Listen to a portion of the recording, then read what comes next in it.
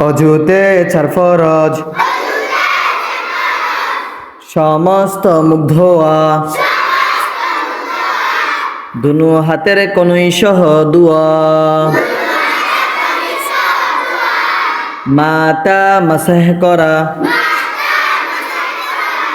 পায়ে টাকনু সহ দুয়া,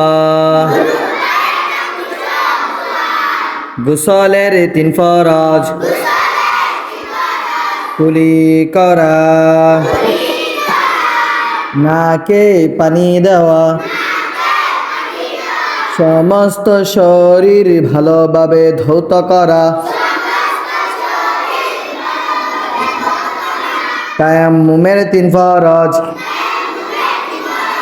পাক মাটিতে হাত রাখিয়া,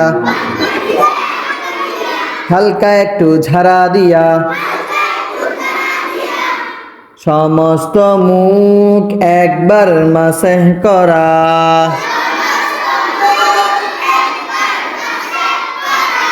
পাক মাটিতে হাত রাখিয়া,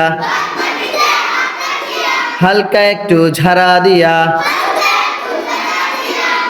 দুনো হাতের কনুই সহ একবার মাসেহ করা।